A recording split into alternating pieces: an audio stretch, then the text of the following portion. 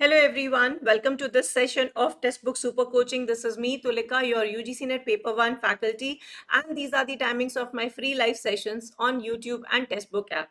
Learners, don't forget to like, share and subscribe to our channel. अगर आप Textbook Super Coaching platform पर नए हैं तो हमारे चैनल को सब्सक्राइब जरूर से कर लीजिए so that you don't miss out on any important updates with regard to UGC NET and related examinations.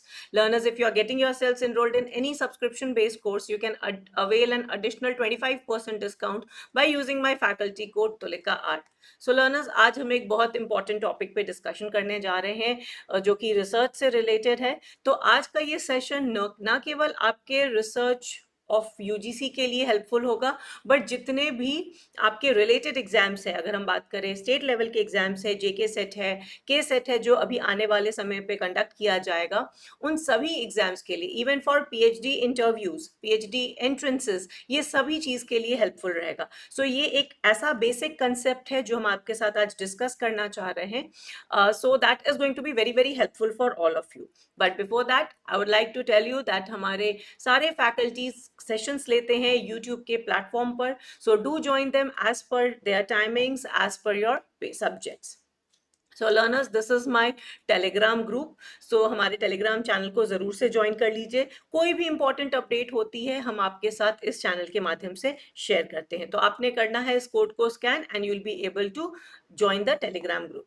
So learners, I hope आप सभी ने सेशन को लाइक, शेयर और सब्सक्राइब कर लिया है.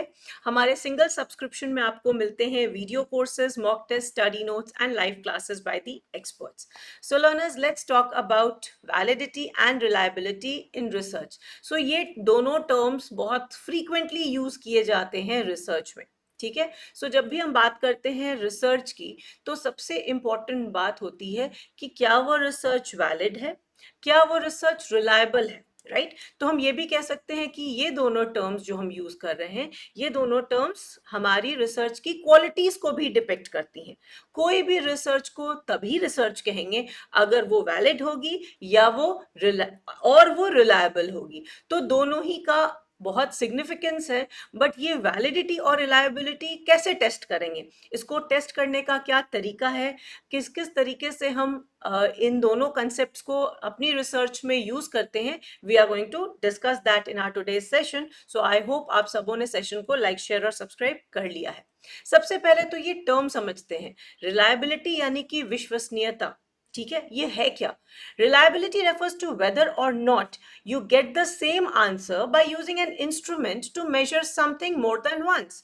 कहने का तात्पर्य यह है कि विश्वसनीयता का मतलब होता है कि किसी वस्तु को एक से अधिक बार मापने के लिए किसी उपकरण का प्रयोग करते हैं. कुछ भी मेजर करने के लिए हमें कोई इंस्ट्रूमेंट की जरूरत होती है. Anything if we are measuring, अगर आप किसी का ब्लड प्रेशर मेजर कर रहे हैं या अगर आप किसी का टेम्परेचर, बॉडी टेम्परेचर मेजर कर रहे हैं, तो आप क्या यूज करते हैं, एक इंस्ट्रूमेंट यूज करते हैं. सो बॉडी टेम्परेचर यूज करने के लिए आप थर्मोमीटर यूज कर सकते हैं, और जब आप ब्लड प्रेशर मेजर करते हैं तो उसका जो डिवाइस होता है वो यूज करते हैं. अगर आपको सेम रिजल्ट एक के बाद एक मिलता है तो कह सकते हैं कि वो इंस्ट्रूमेंट रिलायबल है, वो इंस्ट्रूमेंट विश्वसनीय है. ठीक है. सो कंसिस्टेंसी, सबसे पहली बात जो निकल के आती है when we talk about is consistency. So reliability का मतलब है, इन सिंपल टर्म्स अगर हम बिल्कुल सरल शब्दों में बात करें, तो रिसर्च रिलायबिलिटी एक ऐसी डिग्री है to which research methods produces stable and consistent results. यानी कि अनुसंधान विश्वसनीयता वो स्तर है, एक वो स्टैंडर्ड हो जाता है, एक वो डिग्री हो जाता है जिस तक शोध पद्धति स्थिर और सुसंगत परिणाम उत्पन्न करता है. That means if we are conducting a research, it is going to give consistent result. It is going to give more or less similar results more than once. तो एक ही तरह का, एक जैसा मिलता जुलता रिजल्ट अगर आपको बार बार आता है तो हम कह सकते हैं कि वो रिसर्च जो है आपकी रिलायबल है. ठीक है. सो अब रिलायबिलिटी को टेस्ट करने के लिए, विश्वसनीयता को के टेस्ट करने के लिए क्या हमारे तरीके होते हैं. सो अगर हम बात करें about types of reliability, so broadly जो स्टैंडर्ड टाइप्स होते हैं वो होते हैं 4 टाइप्स ऑफ रिलायबिलिटी. ठीक है. Test, retest, inter rater, parallel forms internal consistency. एक एक करके हम इसको स्टडी करेंगे, समझेंगे। सो लर्नर्स, आज का ये जो हमारा सेशन है, ये इसमें मैंने रिलायबिलिटी और वैलिडिटी के थ्योरी एस्पेक्ट को कवर किया है with certain examples. So I hope आपको ये कंसेप्ट क्लियर हो जाएगा। कोई भी कहीं डाउट हो तो आप कमेंट में जरूर मेंशन कर सकते हैं। I try to address it later on.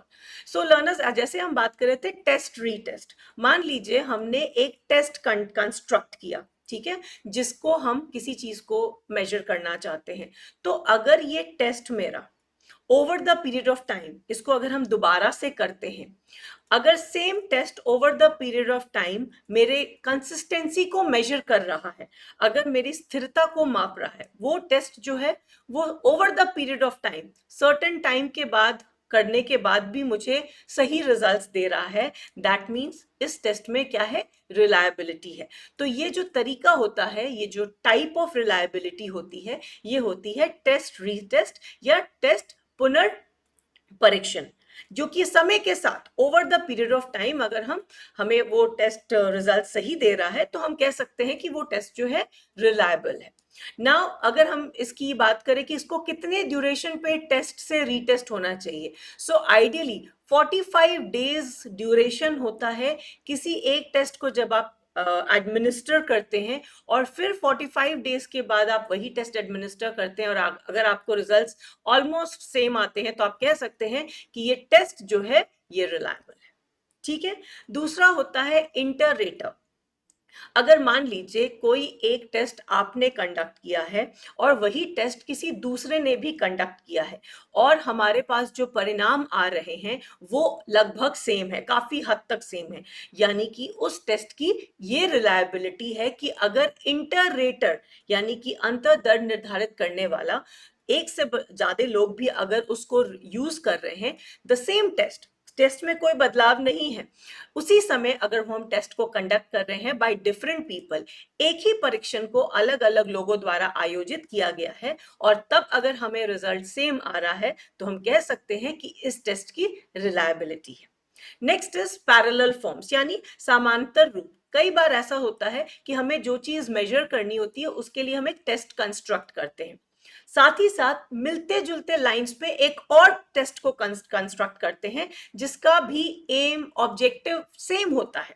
तो दैट मीन्स हमने एक टेस्ट जिसका डेवलप किया, साथ में एक पैरेलल फॉर्म भी उसके खड़ा कर दिया। तो हम क्या कह सकते हैं कि ये डिफरेंट वर्जन्स है, अलग अलग वर्जन है, मगर कोशिश यही कर रहा है कि वो सेम चीज को मेजर करे। So different versions of a test which are design to be equivalent. तो उसकी डिजाइनिंग इस तरह से की गई है कि हम सेम चीजों को मेजर करना चाह रहे हैं, मगर अलग अलग तरीके से, अलग अलग डायमेंशंस यूज करके। सो इसको हम कह सकते हैं कि ये टेस्ट जो है समांतर रूप से बनाया गया है, एक ही परीक्षण के विभिन्न संस्करणों को समकक्ष होने से के लिए डिजाइन किया जाता है। तो ये हो जाता है हमारा पैरेलल फॉर्म्स, मतलब मिलता जुलता form of same almost on the different versions of, जिसको हम कह सकते हैं अलग अलग वर्जन, एक ही टेस्ट का हम डिजाइन कर रहे हैं ताकि हम उसको मेजर कर सके। Another one is internal consistency.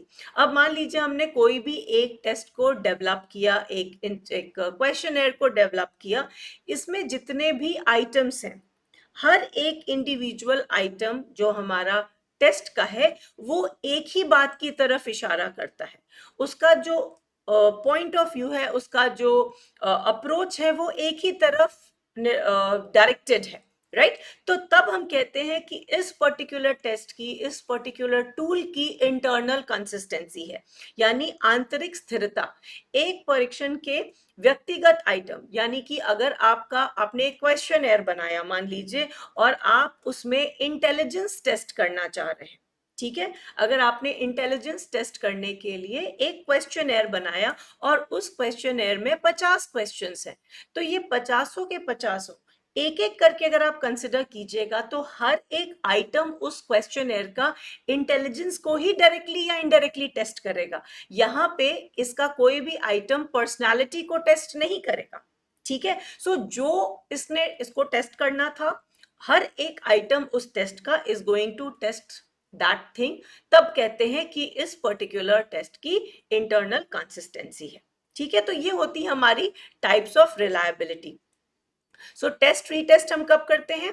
Test retest reliability can be used to assess how well a method resists these factors over time. जैसे कि मैंने आपको कहा, अगर हम टेस्ट और रीटेस्ट की विश्वसनीयता का उपयोग कर रहे हैं तो इस चीज का आंकलन किया जाता है कि समय के अनुसार एक सर्टेन पीरियड ऑफ टाइम के बाद भी क्या वो टेस्ट वैलिबल रिलायबल है, राइट right?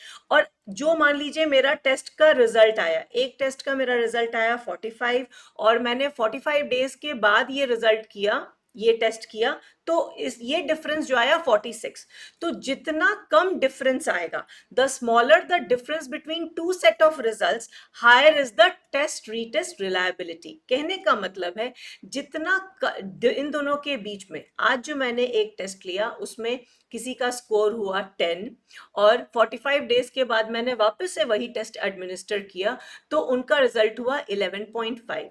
तो जितना कम दोनों के बीच के डिफरेंस होंगे, परिणामों के दो सेट के बीच का अंतर जितना छोटा होगा, जितना कम वेरिएशन होगा, उतना हम कह सकते हैं टेस्ट रीटेस्ट रिलायबिलिटी उसकी हाई है।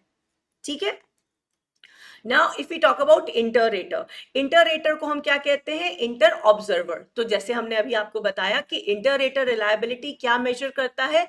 ये मेजर करता है कि आपके और आपके कॉलीग, अगर दो लोग मिलके एक टेस्ट को एक के बाद एक कर रहे हैं तो आपके बीच में कितना डिग्री ऑफ अग्रीमेंट है। ठीक है। अगर एक ही फिनोमिना को दो लोग ऑब्जर्व करते हैं, दो लोग असेस करते हैं, तो क्या ये टेस्ट इतना स्ट्रांग है कि दोनों के जो रिजल्ट्स है वो मिलते जुलते आएंगे या ऑलमोस्ट सेम रहेंगे?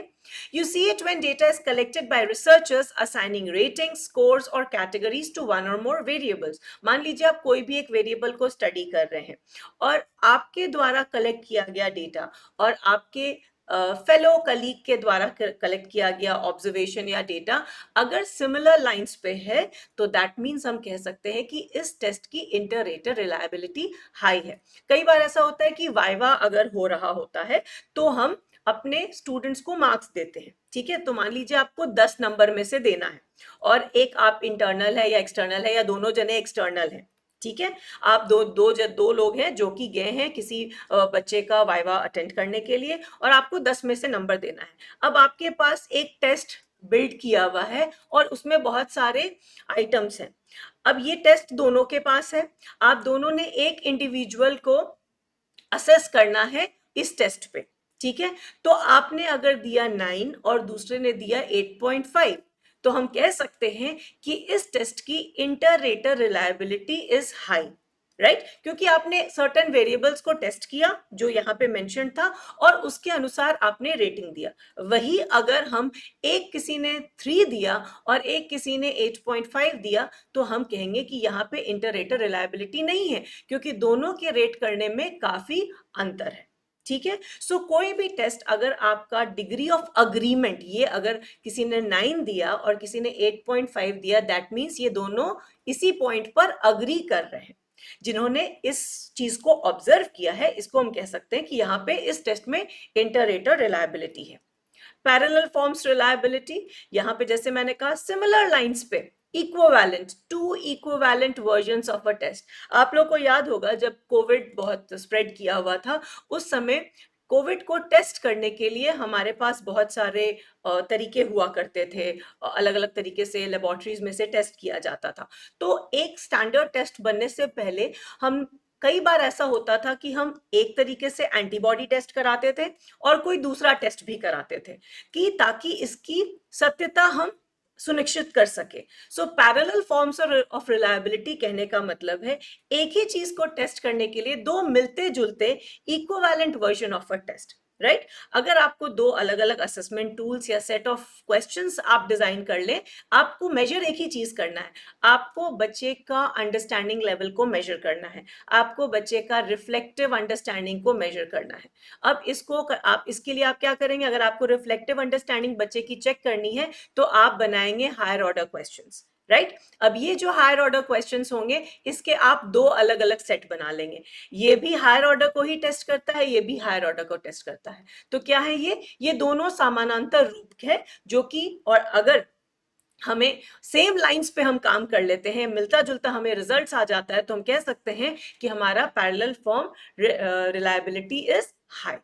ठीक है, तो यहाँ पे अगेन जैसे हमने कहा कि हम उपकरण ऐसा बनाते हैं या प्रश्नों के सेट्स को ऐसा बनाते हैं जो हम एक ही चीज को माप रहे हैं, तो यहाँ पे हम रिफ्लेक्टिव हायर ऑर्डर को माप रहे हैं। ठीक है, सो that is your parallel form. Internal consistency, जैसा मैंने आपको बताया कि कोई भी हम टेस्ट कंस्ट्रक्ट करते हैं तो उसमें बहुत सारे इंडिविजुअल आइटम्स होते हैं। तो इंटरनल कंसिस्टेंसी या आंतरिक संगति कहने का तात्पर्य यह है कि हर एक आइटम जो है वो सेम चीज को टेस्ट कर रहा है, it is measuring the same construct. अब यहाँ पे एक टर्म आया कंस्ट्रक्ट, जिसको अभी मैं समझाऊंगी। सो आप किसी भी टेस्ट की इंटरनल कंसिस्टेंसी को टेस्ट कर सकते हैं विदाउट रिपीटिंग द टेस्ट और इन्वॉल्विंग अदर रिसर्चर। जैसे हमने देखा कि टेस्ट रीटेस्ट में हम क्या करते हैं, एक ही टेस्ट को बार बार करके क्रॉस चेक कर लेते हैं कि हमारा टेस्ट सही है, या हम किसी दूसरे रिसर्चर को इन्वॉल्व करते हैं इंटरेटर रिलायबिलिटी को टेस्ट करने के लिए। बट अगर आप एक इंडिविजुअल आइटम को चेक करते हैं कि हर एक इंडिविजुअल आइटम उसी चीज को मेजर कर रहा है, उसी कंस्ट्रक्ट को मेजर कर रहा है जो उसे मेजर करना चाहिए, तो ये होती है हमारे टेस्ट की इंटरनल कंसिस्टेंसी।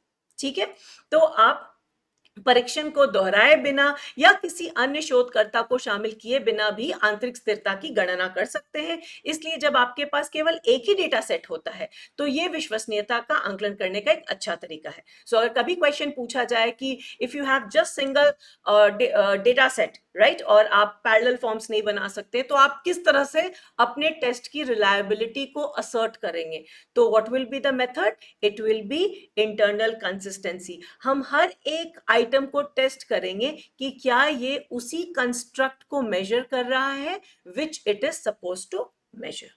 ठीक है, सो जैसे कि एक और इसमें टर्म यूज होता है स्प्लिट हाफ।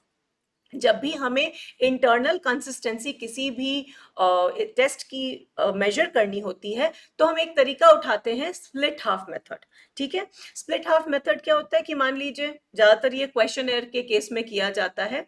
सो हम इंटरनल कंसिस्टेंसी करते हैं मेजर कि जो हमारे आइटम्स हैं वो एक ही चीज को मेजर कर रहे हैं, तो इसमें हम कई बार ऐसा करते हैं कि इसको हम आधा आधा कर लेते हैं। ये जो हमारा पूरा का पूरा क्वेश्चन है, पूरा का पूरा टूल या टेस्ट है, इसको हम आधा आधा कर लेते हैं, स्प्लिट कर देते हैं, और हम उसके रिजल्ट्स को कंपेयर करते हैं कि क्या ये सिमिलर लाइंस पे जा रहा है या नहीं। ठीक है, so split half method is done by comparing the results of one half of a test with the result of other half. तो अगर ये सेम लाइंस पे जा रहा है दैट मींस इसके जो इंटरनल कंसिस्टेंसी है वो स्ट्रॉन्ग है। ठीक है, तो इस चीज को आपने ध्यान में रखना है कि स्प्लिट हाफ मेथड जो है वो इंटरनल कंसिस्टेंसी को ही मेजर करने का तरीका है। राइट, सो जनरली हम क्या करते हैं, उसे स्प्लिट कर देते हैं और अकॉर्डिंगली हम दोनों के रिजल्ट्स को कंपेयर करते हैं। Another topic which we are going to cover today is validity. तो जैसे हमने देखा कि हो सकता है आपकी रिसर्च रिलायबल हो मगर वैलिड ना हो, या वैलिड हो रिलायबल ना हो, तो दोनों ही एस्पेक्ट रिसर्च के लिए बहुत जरूरी है। सो वैलिडिटी बताती क्या है, वैधता क्या बताती है? Validity tells you how accurately a method measures something, कि कोई भी चीज को कितना एक्यूरेटली हम मेजर कर रहे हैं। If a method measures what it claims to measure and the results closely correspond to the real world value, then it can be considered as valid. आज के समय में ये valid है। आप कोई भी चीज देखते हैं कि क्या ये टेस्ट आज के समय में वैलिड है, वो मेजर तो कर रहा है और ये आज it is corresponding to the real world values. ठीक है, तो हम कोई अगर इंटेलिजेंस टेस्ट करते हैं जो कि 1960s के बच्चों को टेस्ट कर सकता है, तो आज के समय में वो टेस्ट वैलिड नहीं है। ठीक है, सो वैधता आपको बताती है कि कोई विधि किसी चीज को कितनी सटीकता से नापती है, कितना क्लोजली हम किसी चीज को कितना एक्यूरेटली हम मेजर कर रहे हैं। रिलायबिलिटी में हम कंसिस्टेंसी की बात कर रहे हैं, वैलिडिटी इज कि हमें जो मेजर करना है हम उसके कितने क्लोज हैं और वो रियल वर्ल्ड वैल्यूज को कितना सही तरीके से कैलकुलेट करती, कितना मेल खाते हैं हमारे वास्तविक दुनिया के मूल्यों से, तो ये बताता है आपकी वैलिडिटी। सो वैलिडिटी में हम चार चीज को ब्रॉडली पढ़ते हैं, construct validity, content validity, face validity and criteria validity. So अगर हम बात करें construct validity, so it does the test Does the test measures the concept that it is intended to measure? So क्या हमारा test जो हमने बनाया है वो वही मेजर कर रहा है that it is supposed to measure? जो टेस्ट जो है क्या उसी अवधारणा को मापता है जिसे मापने का उसका इरादा है? तो ये हमारी बताती है कंस्ट्रक्ट वैलिडिटी। ठीक है, content validity, is the test fully representative of what it aims to measure? पूरा का पूरा कंटेंट जो है हमारा हमारा जो टेस्ट है, क्या ये सभी चीजों को, सभी आयामों को कवर कर रहा है? क्या हमारा कंटेंट कवर हो रहा है जो इसे मेजर करना है? ठीक है, हमारी जो रिसर्च है, हमारी जो स्टडी है, हमारा जो टेस्ट है, क्या ये पूरा रिप्रेजेंट कर रहा है हमारे कंटेंट को?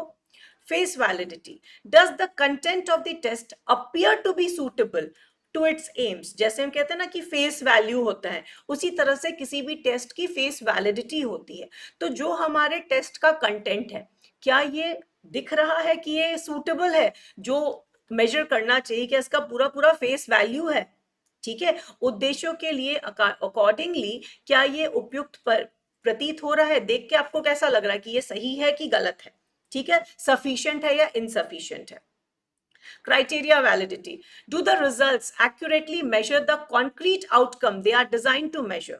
So जो इसके results निकल के आ रहे हैं और जो इसे measure करना था, so जो हमारे result है, क्या वो concretely, abstractly नहीं, concretely सही मायने में हमारे जो हमें measure करना था उसकी, कह सकते हैं उसको अचीव कर रहे हैं? क्या परिणाम उस ठोस परिणाम को सटीक रूप से मापते हैं जिसे मापने के लिए उन्हें डिजाइन किया गया था? तो जो हमारा कंसेप्ट को मेजर कर रहा है वो हमारा कंस्ट्रक्ट वैलिडिटी हो गया।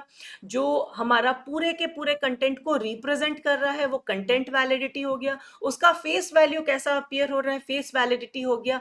और जो हमारा आउटकम आ रहा है, क्या वही आउटकम उसको मेजर करना था इन कॉन्क्रीट फॉर्म्स? ये आपका जो स्टैंडर्ड क्राइटेरिया के अगेंस्ट में होता है, ये कहते हैं कि ये हमारी क्राइटेरिया वैलिडिटी है। अब इसमें एक टर्म आ रहा है कंस्ट्रक्ट। अब कंस्ट्रक्ट क्या है? कंस्ट्रक्ट एक तरह का कंसेप्ट या कैरेक्टरिस्टिक है जिसे हम सीधी तरह से ऑब्जर्व नहीं कर सकते हैं, मगर हमें उसे क्या करना होगा? मेजर करना होगा कुछ इंडिकेटर्स के साथ। तो एक निर्माण क्या है? एक अवधारणा या विशेषता को संदर्भित करता है जिसे हम सीधे तौर पर नहीं देख सकते। आप किसी का इंटेलिजेंस नहीं देख सकते, आपको ये क्या करना, आप किसी का जॉब सेटिस्फैक्शन या डिप्रेशन नहीं देख सकते। आपको क्या करना होता है? उसे कुछ सर्टेन स्टैंडर्ड्स के हिसाब से मेजर करना होता है। They can also be broader concepts apply to organizations और social group such as gender equality. अब हम कहीं जेंडर इक्वालिटी किसी ऑर्गेनाइजेशन में नहीं बोल सकते हैं कि उसमें जेंडर इक्वालिटी है, नहीं है तो कितनी है। तो हमें सर्टेन स्टैंडर्ड्स के हिसाब से कुछ इंडिकेटर्स को ऑब्जर्व करके हम इस निष्कर्ष पे पहुंचते हैं कि इस पर्टिकुलर ऑर्गेनाइजेशन में जेंडर इक्वालिटी है। हम कुछ टेस्ट्स कंडक्ट करते हैं और उसके बाद हम ये देखते हैं कि इस बच्चे का इंटेलिजेंस नॉर्मल से अधिक है। हम ऐसे ही नहीं 90 से 110 के बीच में कैटेगराइज कर सकते हैं। इसको करने के लिए वापस हमें क्या करना होगा? अपना एक टेस्ट बिल्ड करना होगा। ठीक है, सो कंस्ट्रक्ट क्या है? तो intelligence is a construct. For example, तो जो हमें आपको सीधी तरह से कहीं दिखता नहीं है, आप डायरेक्टली नहीं ऑब्जर्व कर सकते हैं, कुछ ऐसे आपको संकेत रखने होंगे, कुछ अवधारणाएं हो सकती हैं जिसे आपको तरीके से नापना होता है और उसके बाद आप उस निष्कर्ष तक पहुंचते हैं। तो ये है कंसेप्ट ऑफ कंस्ट्रक्ट। कुछ एग्जाम्पल्स हम आज कंसिडर करेंगे। अगर हम बात करें कंटेंट वैलिडिटी की, तो मान लीजिए एक मैथमेटिक्स का टीचर है, वो एक सेमेस्टर के एंड में एक अलजेब्रा टेस्ट बनाता है अपने क्लास के लिए। ठीक है, the test should cover every form of algebra. तो जब हम कंटेंट की बात कर रहे हैं, यानी कि मेरा जो पेपर है उसमें सारा अलजेब्रा का कंटेंट आना चाहिए जो कि क्लास में पढ़ाया गया। अगर कुछ तरह का अलजेब्रा छूट गया तो रिजल्ट्स एक्यूरेट इंडिकेशन नहीं देंगे कि बच्चों ने अलजेब्रा का सब्जेक्ट समझा भी कि नहीं। सो हम क्या कहेंगे कि इस टेस्ट में अगर जो ये अलजेब्रा का टेस्ट बनाया गया था जिसमें हमने कुछ इंपॉर्टेंट पार्ट छोड़ दिया और जिसका रिजल्ट निकल के आया, हम ये नहीं कह सकते हैं whether it is having content validity और नॉट। कई बार आप लोग के साथ होता है, आप लोग के जब एग्जाम्स होते हैं ग्रेजुएशन के, पीजी के, तो कोई एक टॉपिक बिल्कुल छोड़ दिया जाता है, मगर जब आपका रिजल्ट आता है तो आपको तो एक सर्टेन पॉइंट पे डिक्लेरेशन होता है कि भाई आपने इस यूनिट में इतना स्कोर किया, बट सही मायने में उसमें कंटेंट वैलिडिटी नहीं है। क्लियर? सो जब पूरा का पूरा कंटेंट हर तरीके से रिफ्लेक्ट करता है हमारे टेस्ट में, तब उस टेस्ट की कंटेंट वैलिडिटी होती है। कमिंग टू फेस वैलिडिटी, आप हो सकता है आप एक सर्वे क्रिएट कर सकते हैं ये मेजर करने के लिए कि लोगों की डाइटरी हैबिट कैसी है, लोग कितने रेगुलर होते हैं अपनी डाइटरी हैबिट को फॉलो करने के लिए। आप क्या कर सकते हैं, आप सर्वे आइटम्स को देख सकते हैं जिसमें आप क्वेश्चंस पूछ सकते हैं हर मील के बारे में, हर स्नैक्स के बारे में जो वो बीच में जब भूख लगती है तब वो खाते हैं, हर एक दिन के बारे में, पूरे हफ्ते का आप एक सर्वे डेटा कलेक्ट कर सकते हैं। देखने से on it surface the survey seems like a good representation. तो जब आप एक अपना डिस्कवर करते हैं, एक अपना ड्राफ्ट करते हैं कि सुबह क्या खाया आपने, पानी कितना पिया, बीच में भूख लगी तो आपने क्या खाया, ये जो आप सर्वे बना रहे हैं ये अपीयर कैसा हो रहा है, it is appearing a good representative of what you want to test. तो हम कह सकते हैं कि इसकी हाई फेस वैलिडिटी है क्योंकि ये अच्छा दिख रहा है, इसका फेस वैल्यू अच्छा है। ठीक है, सो उस केस में हम कह सकते हैं कि हमारे टेस्ट का face value is high. Criteria validity की अगर हम बात करें तो एग्जाम्पल के तौर पे अगर कोई एक यूनिवर्सिटी प्रोफेसर एक नया टेस्ट कंस्ट्रक्ट करते हैं कि वो ये चेक करना चाहते हैं कि जो उनके स्टूडेंट्स हैं, जो एप्लीकेंट्स हैं, उनकी इंग्लिश राइटिंग एबिलिटी कैसी है, वो इंग्लिश किस तरह से लिख पाते हैं, इसे असेस करने के लिए how well the test really does measure, उन्हें ऐसा टेस्ट बनाना होगा, उन्हें ऐसा असेसमेंट बनाना होगा कि क्या क्या चीज होनी चाहिए बच्चों में जो कि मेरे बच्चों की ये टेस्ट करे कि उनकी राइटिंग एबिलिटी कितनी अच्छी है। तो जो प्रोफेसर है she finds an existing test that is considered as a valid measurement. तो जो अभी एग्जिस्टिंग टेस्ट है उसको एक आधार मानते हैं, उसको एक स्टैंडर्ड मानते हैं और कंपेयर करते हैं the results when the same group of students take both the test.